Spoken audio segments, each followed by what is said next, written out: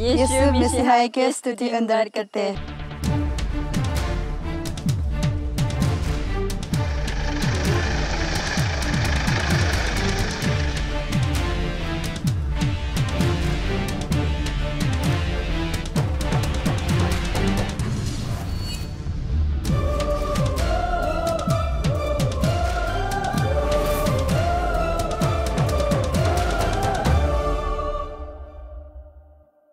Bienvenue à Radio Asa Mission.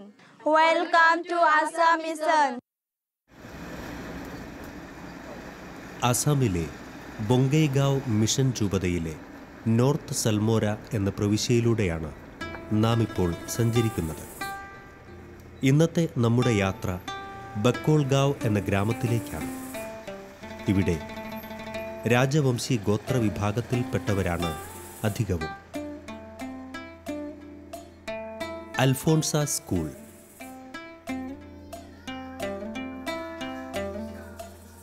Alphonsa inclusive school എന്നും ഈ വിദ്യാഭ്യാസ സ്ഥാപനത്തെ വിളിക്കുന്നുണ്ട്. ശാരീരികവും ബൗദ്ധികവുമായ പരിമിതികളുള്ള കുട്ടികൾക്കു വേണ്ടിയാണ് ഈ സ്കൂൾ തുടങ്ങിയത്. പക്ഷേ കൂട്ടത്തിൽ ഒരു ചെറിയ ശതമാനം സാധാരണ വിദ്യാർത്ഥികളും പഠിക്കുന്നുവെന്നത് ഒരു സവിശേഷതയാണ്.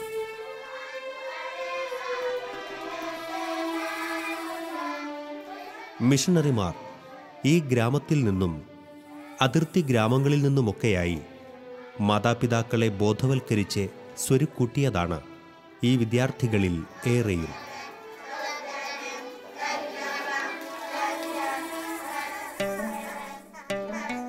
അംഗപരിമിതരും ഊമരും ബധിരരുമായവരും ഓട്ടിസം ബാധിച്ചവരും ഉൾപ്പെടുമ്പോൾ ഈ മിഷൻ ശുശ്രൂഷയുടെ വ്യാപ്തിയും പ്രാധാന്യവും മനസ്സിലാക്കാവുന്നതാണ്. മിഷൻ മേഖലയിൽ ഇതുപോലെ കഷ്ടതയനുഭവിക്കുന്ന ഒട്ടനവധി കുട്ടികൾ ഗ്രാമാന്തരങ്ങളിലെ ഭവനങ്ങൾക്കുള്ളിലെ ഇരുട്ടറകളിൽ തളയ്ക്കപ്പെട്ട നിലയിൽ ഇനിയുമുണ്ടെന്നാണ് മിഷണറിമാർ പറയുന്നത്.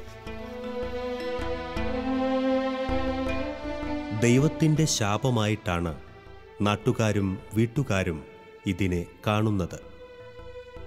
അങ്ങനെയുള്ള അന്ധമായ കാഴ്ചപ്പാടിൽ ജീവിക്കുന്ന ഗ്രാമീണരെ ബോധവൽക്കരിക്കാൻ മിഷണറിമാർ നന്നേ പ്രയാസപ്പെട്ടതിൻ്റെ ഫലമായിട്ടാണ് പരിമിതികളുള്ള കുട്ടികളെ പഠിക്കാനായി ഗ്രാമീണർ ഇങ്ങോട്ടയക്കാൻ തുടങ്ങിയത്.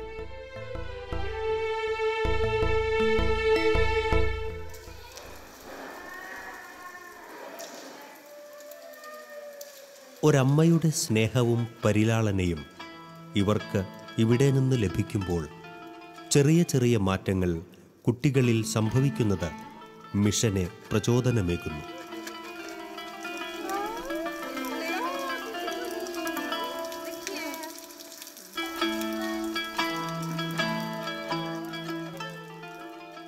എൻ്റെ പേര് സിസ്റ്റർ ആൽഫി.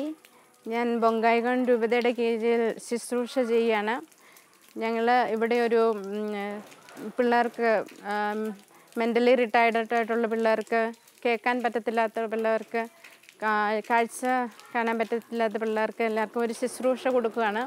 ഞങ്ങളുടെ ഒരു വലിയ ആഗ്രഹമാണ്. അതുമല്ല, ഞങ്ങളുടെ FCCയുടെ ഒരു കാരിസമാണ് ഇങ്ങനത്തെ കുട്ടികളെ നോക്കുക. അത് ഞങ്ങൾ ഈ ബൊങ്കായിഗോണിൽ വന്നു കഴിഞ്ഞ് ബൊങ്കായിഗോൺ രൂപതയുടെ കീഴിൽ നോർത്ത് സൽമാര എന്ന് പറയുന്ന സ്ഥലത്താണ് ഞങ്ങൾ താമസിക്കുന്നത്. അത് ഞങ്ങൾ കംപ്ലീറ്റ് ആയിട്ടൊരു വില്ലേജ് സെറ്റപ്പിലാണ് ഞങ്ങളുടെ സ്കൂൾ ഇരിക്കുന്നത്. ഞങ്ങൾക്ക് ഇപ്പം ഞങ്ങൾ 2010 തുടങ്ങി ഈ സ്കൂൾ. 8 പിള്ളേർ മാത്രമേ ഉണ്ടായിരുന്നുള്ളൂ. അതിനുശേഷം ഞങ്ങൾ പല വില്ലേജുകളിൽ കൂടെ പോയി. അപ്പം ഞങ്ങൾക്ക് കാണാൻ പറ്റും ഒത്തിരി കുട്ടികളെ, ഇങ്ങനത്തെ കുട്ടികളെ ചുമ്മാ വീടുകളിൽ ചുമ്മാ പൂട്ടിയിട്ടേക്കുന്നവരുണ്ടായിരുന്നു. വീടുകളിൽ ഒരു കെയറും കൊടുക്കാതെ അപ്പനും അമ്മയെല്ലാം അവരെ ലീവ് ചെയ്ത് അവരുടെ ജോലിക്കായി, പാവപ്പെട്ടവരാണ്, അവർക്ക് അവരുടേതായ ജോലിക്കായിട്ട് പോകണം. അന്നത്തെ ആഹാരത്തിന് വേണ്ടി അവർ നോക്കുന്ന അവരുടെ മക്കളെ ആയിരുന്നില്ല, അവരുടെ ആ മക്കളെ എങ്ങനെ നോക്കാമെന്നുള്ളതായിരുന്നു അവർ നോക്കിയിരുന്നത്. അതുകൊണ്ട് അവർ പാടി ഫീൽഡുകളിലും വെജിറ്റബിൾ നടാനും അങ്ങനെയൊക്കെ അവർ ചെറിയ ചെറിയ ജോലികൾ ചെയ്ത് ഈ കുട്ടികളെ നോക്കി. പക്ഷേ അവർക്കൊരിക്കലും ചിന്തിക്കാൻ പറ്റുന്നുണ്ടായിരുന്നില്ല ഈ കുട്ടികളൊരു എഡ്യൂക്കേഷൻ കൊടുക്കാമെന്നും സ്കൂളിൽ പഠിക്കാൻ പറ്റുമെന്നും ഒക്കെ. ഞങ്ങൾ പോയി മാതാപിതാക്കളെ കണ്ടു, സംസാരിച്ചു, അവർക്കൊത്തിരി പറഞ്ഞു കൊടുത്തു. ഇങ്ങനത്തെ കുട്ടികളും അവർക്കൊരു പേടിയായിരുന്നു ഇത് ദൈവത്തിൻ്റെ കേഴ്സാണ് എന്ന്. പക്ഷേ അത് ഞങ്ങളത് കൺവിൻസ് ചെയ്ത് കൊടുത്തു. അതൊരിക്കലും ദൈവത്തിൻ്റെ കേഴ്സ് ആകത്തില്ല, ഇതൊരു ഗിഫ്റ്റാണ്. ഇങ്ങനത്തെ പിള്ളേരെ എല്ലാവർക്കും നോക്കാൻ പറ്റത്തില്ല, ചില പേരൻസിന് മാത്രമേ ഇങ്ങനത്തെ കുട്ടികളെ നോക്കാൻ പറ്റത്തുള്ളൂ. അതുകൊണ്ടാണ് നിങ്ങൾക്കായിട്ട് ദൈവം തന്നൊരു സമ്മാനമാണ്, അത് നിങ്ങൾ അതുപോലെ എടുത്ത്, അത് ഞങ്ങളുണ്ട് ഇവിടെ ശുശ്രൂഷ ചെയ്യാൻ. അങ്ങനെ ഞങ്ങൾ കൺവിൻസ് ചെയ്ത് പിള്ളേരെ നമ്മുടെ സ്കൂളിൽ കൊണ്ടുവന്നു, അഡ്മിറ്റാക്കി. 8 കുട്ടികളെ കൊണ്ട് തുടങ്ങി. ഞങ്ങൾക്കിപ്പം 85 കുട്ടികളുണ്ട്, പല ഡിസേബിൾ ആയിട്ടുള്ളവർ. എനിക്കൊരിക്കലും പറയാൻ പറ്റത്തില്ല അവർ ഡിസേബിൾ ആണെന്ന്. അവർ ഏബിൾ പിള്ളേരാണ്. ഞങ്ങൾ അവരുടെ കൂട്ടത്തിൽ ശുശ്രൂഷ ചെയ്യുന്നത് കൊണ്ടും അവരുടെ ഹെൽപ്പ് ചെയ്യുന്നത് കൊണ്ടും ഞങ്ങൾ തന്നെ നമ്മളെ തന്നെ ഒരു മനസ്സിലാക്കി എടുക്കുന്ന ഒരു സിറ്റുവേഷനാണ്. ദൈവം നമുക്ക് ഒത്തിരി എബിലിറ്റീസും നല്ല ഗുണങ്ങളും ഒക്കെ തന്നിട്ടുണ്ട്. അത് നമ്മളെങ്ങനെ ഉപയോഗിക്കുന്നു എന്നുള്ളത് ഈ പിള്ളേരുടെ കൂട്ടത്തിൽ ഞങ്ങൾ സർവീസ് ചെയ്യുമ്പം ഞങ്ങൾക്ക് അത് ശരിക്കും വ്യക്തമായി ഒരു അറിയാൻ പറ്റും നമ്മൾ എങ്ങനെയാണ് ഇവരെ കുട്ടികളെ നോക്കേണ്ടതെന്നും. സിസ്റ്റർ ആൽഫി FCC പറഞ്ഞതിൻ്റെ അടിസ്ഥാനത്തിൽ തന്നെയാണ് ഈ അൽഫോൺസ സ്കൂളിൻ്റെ പ്രവർത്തനവും. ഇവിടുത്തെ പ്രത്യേകതയും ഇതുതന്നെയാണ്. ഇവിടെ വിവിധ പരിമിതികളുള്ള കുട്ടികളെ മാത്രമല്ല പഠിപ്പിക്കുന്നത്, ഒപ്പം നോർമൽ സ്റ്റുഡൻസിനെയും ഇവിടെ പഠിപ്പിക്കുന്നു എന്നത് ഇവർക്കിടയിലെ വേർതിരിവുകളെ ഇല്ലാതാക്കുന്നു. അത് ഇവിടുത്തെ കുരുന്നുകൾക്ക് കൂടുതൽ ഉത്സാഹമേകുന്നു. കൂടാതെ ഇവരെല്ലാം വിഭിന്ന ഗോത്രങ്ങളിൽ നിന്നുള്ളവരായതുകൊണ്ട് മറ്റ് ഗോത്രവിഭാഗങ്ങളോടുള്ള സഹാനുഭൂതി മനസ്സിൽ വളർത്തിയെടുക്കാൻ ഈ അന്തരീക്ഷം കുരുന്നുകൾക്ക് ഏറെ സഹായകരമാകുന്നുണ്ട്.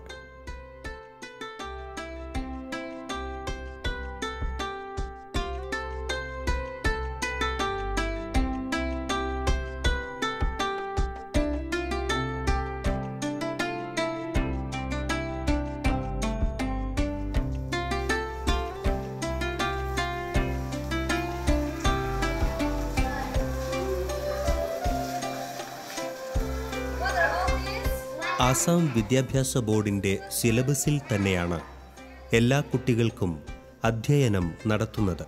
പ്രധാനമായും ആംഗ്യഭാഷയും ഇംഗ്ലീഷ് ഭാഷയുമാണ് ഇവിടെ പഠിപ്പിക്കുന്നത്. ഇവിടെ പഠിക്കുന്ന എല്ലാ കുട്ടികൾക്കും ഈ ആംഗ്യഭാഷ ഇന്ന് നന്നായി കൈകാര്യം ചെയ്യാൻ അറിയാം.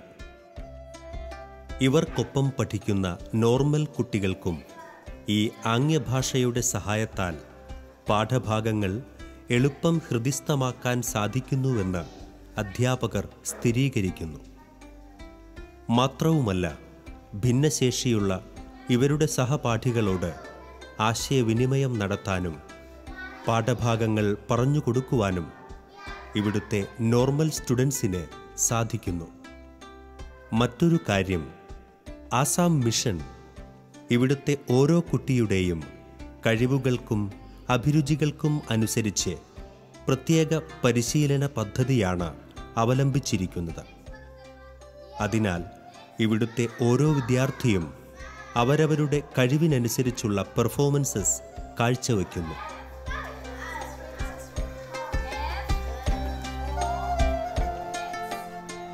അപ്പം ഞങ്ങൾ എപ്പോഴും ദൈവത്തിൻ്റെ ഒരു കൃപ കൊണ്ടാണ് ഞങ്ങളുടെ സ്കൂൾ മുന്നോട്ട് പോകുന്നത്. ഞാനാണ് ഇവിടെ തുടങ്ങിയപ്പോൾ തൊട്ട് ഞാനിവിടെ ഉണ്ട്. എനിക്കറിയാം ഓരോ സ്റ്റെപ്പ് എടുക്കുമ്പോഴും അതിൽ ദൈവം ഇടപെടുന്നുണ്ട്. അത് ആ കുട്ടികൾക്കും ഞാൻ പറഞ്ഞു കൊടുക്കാറുണ്ട്. ഞാൻ മാത്രമല്ല, എൻ്റെ കൂടെയുള്ള സിസ്റ്റേഴ്സും എല്ലാവരും. ഞങ്ങൾക്ക് ഇപ്പോൾ സാലറി എന്ന് പറയാനായിട്ട് വളരെ കുറച്ച് സാലറിയാണ് ഞങ്ങളുടെ സ്റ്റാഫിന് കൊടുക്കുന്നത്. പക്ഷേ സ്റ്റാഫ് അവരെല്ലാം നല്ല സിൻസിയറായിട്ട് ജോലി ചെയ്യുന്നു. പിന്നെ സാലറി കൊടുക്കുന്നത് എങ്ങനെയാണെന്ന് ചോദിച്ചാൽ സ്പോൺസർ ഞങ്ങൾക്ക് കിട്ടും അവിടുന്ന് ഇവിടുന്നും. പിന്നെ നല്ല മനസ്സുള്ള ആൾക്കാർ, ബിസിനസ്സുകാരോട് ഞങ്ങൾ ചോദിക്കും. അങ്ങനെ പല വിധത്തിൽ ഒരു എക്സ്പീരിയൻസാണിത്. ദൈവം ഒരു വാതിൽ അടയുമ്പം ദൈവം വേറൊരു വാതിൽ തുറന്നു തരുന്നു. അത് ഞങ്ങൾക്ക് നാളെ എന്നുള്ളൊരു ചിന്തയില്ല. ഞങ്ങൾക്ക് ഇന്ന് സന്തോഷത്തോടെ പിള്ളേരെ നോക്കുക, നാളെ ദൈവം തരും എന്നുള്ളൊരു പൂർണ്ണ വിശ്വാസം ഞങ്ങൾക്ക് എല്ലാവർക്കും ഉണ്ട്.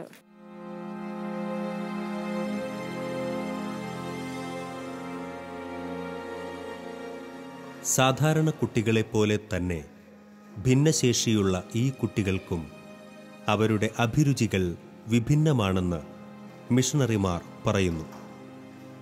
അത് കണ്ടെത്തുക എന്നത് വളരെ ശ്രമകരമായ കാര്യവുമാണ്. ക്ഷമയോടെയുള്ള സമീപനവും സ്നേഹവും അത് കണ്ടെത്താൻ സഹായിക്കുന്നു. ഓരോ കുട്ടിയും അവരുടേതായ ലോകത്താണെന്നാണ് പറയുന്നത്. ചിലർക്ക് നിറങ്ങളോടായിരിക്കാം, മറ്റു ചിലർക്ക് സംഗീതത്തോട്, വേറെ ഒരു കൂട്ടർക്ക് കളിപ്പാട്ടങ്ങളോട്. അങ്ങനെ പോകുന്നു അവരുടെ താൽപ്പര്യങ്ങൾ. മിഷണറിമാർ പറയുന്നത് പ്രധാനമായിട്ടും ഇവിടെ നിന്ന് ഇവർക്ക് നൽകുന്ന ഒറ്റമൂലി സ്നേഹമാണ്. ക്രിസ്തു പകർന്നു തന്ന ആ സ്നേഹം.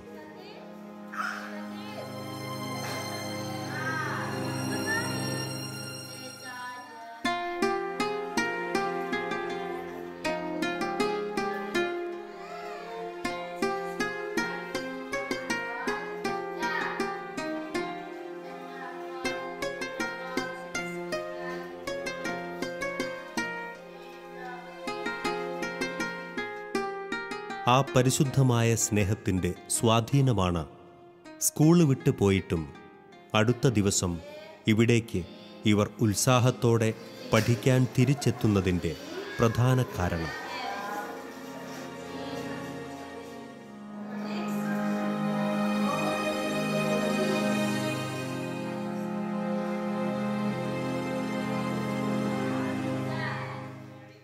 ഞങ്ങളെ ഇങ്ങനെ സിസ്റ്ററായിട്ട് ഇവിടെ വന്ന് നോർത്ത് ഈസ്റ്റിൽ കാണുന്നത് തന്നെ അവർക്കൊരു ഭയങ്കര അതിശയമാണ്. അപ്പം നമ്മുടെ ഈ ഡ്രസ്സ് പറ്റി എക്സ്പ്ലെയിൻ ചോദിക്കും. പിന്നെ ഈ കുരിശൊക്കെ എടുത്ത് ഇങ്ങനെ കുരിശൊരു ദിവസം ഒരു കുട്ടി എന്നോട് ചോദിച്ചു, ഈ കുരിശ് എടുത്ത് കൈ പിടിച്ചിട്ട് ചോദിച്ചു, സിസ്റ്റർ ഇതാരാണ്, ഇതെങ്ങനെയാണ് മരിച്ചത് എന്നോട് ചോദിച്ചപ്പം ഞാൻ പറഞ്ഞു കൊടുത്തു, ഇത് യേശുവാണ്, ഈ ലോകത്തിന് മുഴുവനായി ജീവൻ സമർപ്പിച്ചു, എനിക്കും നിനക്കും നമുക്കും എല്ലാവർക്കും വേണ്ടി. ഇത് രക്ഷകനാണ്, നമ്മളെ രക്ഷിക്കാനായിട്ട് വന്നതാണ്. അപ്പം അവർക്ക് ഒത്തിരി സ്നേഹം അവർ പ്രകടിപ്പിക്കാറുണ്ട്. ഈശോയുടെ പടങ്ങളെടുത്തും ഞങ്ങളുടെ കുരിശുരൂപം കണ്ടും. പിന്നെ അതുമല്ലാതെ ഞങ്ങൾ ഈ കുട്ടികളെ ഞായറാഴ്ചയും ശനിയാഴ്ചയും പള്ളിയിൽ കൊണ്ടുപോകും. വിശുദ്ധ കുർബാനയെപ്പറ്റി അവർക്ക് പറഞ്ഞു കൊടുത്തു. പിന്നെ എല്ലാ വെള്ളിയാഴ്ചയും ഞങ്ങൾക്ക് ആരാധനയുണ്ട്. ഈ കുട്ടികളുടെ കൂടെ ഞങ്ങളിവരെ ഇരുത്തി പ്രാർത്ഥിപ്പിക്കും. പലവർക്കും മിണ്ടാൻ പറ്റത്തില്ല, പലവരും അവരവരുടേതായ രീതിയിൽ അവർ പ്രാർത്ഥിക്കും. അതാണ് ഞങ്ങൾ അവരെ കൊണ്ട് പ്രാർത്ഥിപ്പിക്കുന്നത്. ഞങ്ങൾ പറയും, നിങ്ങൾ നിങ്ങളുടേതായ രീതിയിൽ പ്രാർത്ഥിച്ചു, അത് ദൈവം കേൾക്കുമെന്ന്.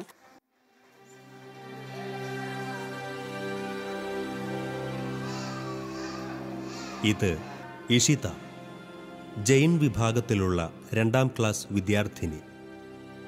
ഇഷിത ഇവിടെ ആദ്യം വരുമ്പോൾ ക്രിസ്തു ആരാണ്, എന്താണ് എന്നൊന്നും അറിയില്ലായിരുന്നു. സിസ്റ്റർമാരുടെ സ്നേഹപൂർണമായ ഇടപെടലും വാത്സല്യവും മൂലമായിരിക്കാം ഈ വിദ്യാർത്ഥിനിയുടെ ഹൃദയത്തിൽ ഇന്ന് ക്രിസ്തുവിന് ഒരു സ്ഥാനമുണ്ട്. ഒന്നും സംസാരിക്കാതിരുന്ന ഇഷിത ഇന്ന് വീട്ടിൽ എല്ലാവരോടും ഹിന്ദിയിൽ നന്നായി സംസാരിക്കും. സ്കൂളിൽ അത്യാവശ്യം ഇംഗ്ലീഷിലും സംസാരിക്കുന്നു. മിഷണറിമാർ പറയുന്നത് അസാധ്യമായിരുന്ന ഇതെല്ലാം പെട്ടെന്ന് സാധ്യമായത് ഇഷിത സ്നേഹിക്കുന്ന ക്രൂശിതൻ മുഖേനയാണെന്നാണ്.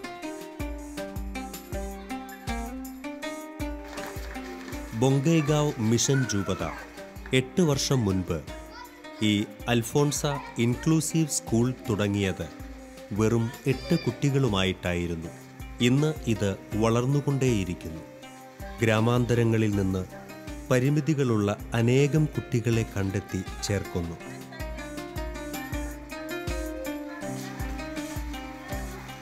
മൂന്ന് മാസത്തിലൊരിക്കൽ ഗ്രാമങ്ങളിൽ ഇതിനെക്കുറിച്ചുള്ള അവബോധം പകർന്നു നൽകാൻ വേണ്ടി കമ്മ്യൂണിറ്റി ബേസ് റീഹാബിലിറ്റേഷൻ എന്ന സംരംഭം ആസാം മിഷൻ ആരംഭിച്ചു കഴിഞ്ഞു. ഭാവിയിൽ ഒരു കുടുംബം പോലും വൈകല്യത്തിൻ്റെ പേരിൽ ആകുലപ്പെടരുതെന്ന വലിയ ലക്ഷ്യം മുൻനിർത്തി പ്രാർത്ഥനാപൂർവം മിഷനിൽ മുന്നേറുന്നു.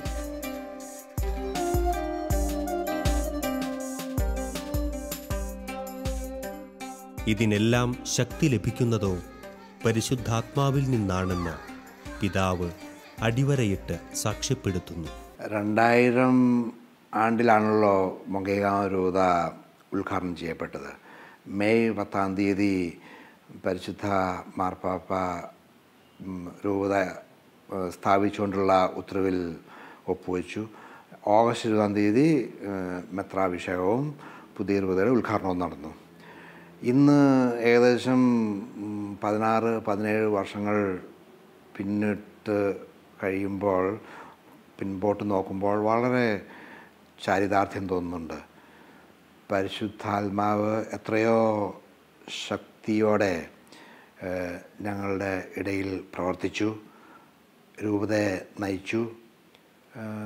ഏതെല്ലാം വിധത്തിൽ ഞങ്ങൾ വൈദികർക്കും നമ്മുടെ സന്യാസിനികൾക്കും നമ്മുടെ ക്രിസ്തു വിശ്വാസികൾക്കും പ്രചോദനം നൽകി. നമ്മൾക്ക് ചിന്തിക്കാൻ പോലും പറ്റാത്ത കാര്യങ്ങളിൽ പരിശുദ്ധാത്മാവ് നമ്മളെ കൈപിടിച്ച് മുമ്പോട്ട് നടത്തി. അതേ പ്രചോദനത്തിലും അതേ ശക്തിയിലും ഞങ്ങൾ മുമ്പോട്ട് പോവുകയാണ്. രൂപത തുടങ്ങിയപ്പോൾ 46,000-ഓളം കത്തോലിക്കരായിരുന്നു മൊങ്കൈഗാവ് രൂപതയിലുണ്ടായിരുന്നത്. ഇന്ന് അത് ഏകദേശം 70,000 കത്തോലിക്കരായിട്ടുണ്ട്. ഞങ്ങൾ തുടങ്ങിയപ്പോൾ ഈ രൂപതയിൽ ഏകദേശം 20ഓളം വൈദികരായിരുന്നു ജോലി ചെയ്തുകൊണ്ടിരുന്നത്. ഇന്ന്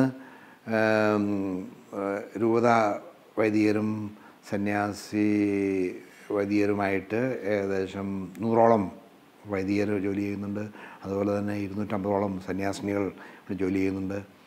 അതുപോലെ തന്നെ സഭയുടെ ശുശ്രൂഷ രംഗങ്ങളിലും വളരെ പുരോഗതി ഉണ്ടായിട്ടുണ്ട്. ഇടവകളുടെ എണ്ണത്തിലാണെങ്കിലും മറ്റ് ശുശ്രൂഷ രംഗങ്ങളിലാണെങ്കിലും വളരെ പുരോഗതി കൈവരിക്കാൻ കഴിഞ്ഞു. ദൈവാനുഗ്രഹവും പരിശുദ്ധാത്മാവിൻ്റെ പ്രേരണയും നമ്മുടെ വൈദികരുടെയും സന്യാസിനികളുടെയും നമ്മുടെ ആത്മായ നേതാക്കളുടെയും പ്രത്യേകിച്ച് ഉപദേശികളുടെ കാറ്റഗീസുകളുടെ സേവനവും സഭയെ മുമ്പോട്ട് നടത്തിക്കൊണ്ടിരിക്കുകയാണ്. ഞങ്ങൾ ഒരു സഭയായിട്ട് മൊങ്കൈഗാവിലുള്ള രൂപത, മൊങ്കൈഗാവിലെ സഭ ദൈവം കാട്ടിത്തരുന്ന മാർഗത്തിലൂടെ, പാതകളിലൂടെ മുമ്പോട്ട് പോകാൻ ഞങ്ങൾ പ്രയത്നിക്കുന്നു. ഞങ്ങൾ വളരെ ഏറെ കഷ്ടങ്ങളിലൂടെയാണ് ഇവിടെ മിഷൻ പ്രവർത്തനം നടത്തിക്കൊണ്ടുവരുന്നത്. ഒരുപക്ഷെ നിങ്ങൾ പലർക്കും അറിയാവുന്നതുപോലെ ആസാം മലേറിയയുടെ ഒരു മേഖലയാണ്. പല അച്ഛന്മാർക്കും സിസ്റ്റേഴ്സിനും മറ്റും മലേറിയ പല പ്രാവശ്യം വന്നിട്ടുണ്ട്. പല ദിവസങ്ങൾ ഒരു ആശുപത്രിയിൽ കഴിയുന്നവരാണ്. പക്ഷെ അതുപോലെ തന്നെ ഞങ്ങളുടെ കത്തോലിക്കരും പലരും മലേറിയ രോഗികളാണ്. അതുപോലെ തന്നെ ഈ മേഖല വളരെ അശാന്തമായൊരു മേഖലയാണ്. ഈ ഗോത്രവർഗ്ഗക്കാർ തമ്മിലുള്ള വഴക്കും പോരാട്ടവും കാരണം വളരെ അസൗകര്യങ്ങൾ ഈ മേഖലയിൽ ഉണ്ടായിരുന്നു, ഇപ്പോഴും ഉണ്ട്. ഇന്നുവരെയും ഗോത്രവർഗ്ഗക്കാരുടെ ഇടയിൽ സമാധാനം പുനഃസ്ഥാപിക്കപ്പെട്ടിട്ടില്ല എന്ന് പറയാം. പക്ഷേ നമ്മുടെ വിശ്വാസം, ക്രിസ്തുവിനുള്ള നമ്മുടെ വിശ്വാസം നമ്മളെ ബോധ്യപ്പെടുത്തുന്നു. എല്ലാ ഡിഫറൻസുകളും എല്ലാ വൈവിധ്യങ്ങളും തരണം ചെയ്ത് ഒരു പുതിയ സമൂഹത്തെ ക്രിസ്തുവിൻ്റെ ശക്തിയിലൂടെ കെട്ടിപ്പടുത്താൻ കഴിയുമെന്ന് നമുക്ക് പൂർണ്ണമായ വിശ്വാസമുണ്ട്. അങ്ങനെയുള്ളൊരു ഭാവിയിലേക്ക് ഞങ്ങൾ നോക്കുന്നു. അങ്ങനെ ഉള്ള ഞങ്ങളുടെ ഈ സംരംഭത്തിൽ ദൈവത്തിൽ വിശ്വാസം അർപ്പിച്ചുകൊണ്ട് പരിശുദ്ധാത്മാവിന്റെ സഹായം തേടിക്കൊണ്ട് ഞങ്ങൾ മുന്നേറുന്നു. നിങ്ങളും പ്രേക്ഷകരായ നിങ്ങളുടെ എല്ലാവരുടെയും സഹായ സഹകരണം ഞാൻ അഭ്യർത്ഥിക്കുന്നു. നിങ്ങളുടെ പ്രാർത്ഥനകളിൽ ഞങ്ങളെ ഓർക്കുക. ഞങ്ങളുടെ വൈദികരെയും സിസ്റ്റേഴ്സിനെയും അതുപോലെ തന്നെ ഞങ്ങളുടെ കാറ്റഗീസ് ഉപദേശിമാരെയും അതുപോലെ തന്നെ വിശ്വാസത്തിലേക്ക് പുതുതായിട്ട് കടന്നു വന്നിരിക്കുന്ന ഞങ്ങളുടെ അൽമായരെയും പ്രത്യേകം നിങ്ങൾ ഓർക്കുക. ഞങ്ങളുടെ മിഷണറി പ്രവർത്തനങ്ങളിൽ നിങ്ങളും പ്രാർത്ഥന വഴിയും മറ്റു വിധത്തിലും സഹഭാഗികളാകുക. എല്ലാ കാര്യങ്ങളിലും ഞങ്ങളെ ഉത്സാഹിപ്പിക്കുക. ഭാവിയിലും ഷാലോം പ്രേക്ഷകരെ ഞങ്ങളുടെ ബൊങ്കയാല സഭയെപ്പറ്റി സംസാരിക്കാൻ കഴിയുമെന്നുള്ള ആശയോടെ ഞാൻ എൻ്റെ വാക്കുകൾ ചുരുക്കുന്നു.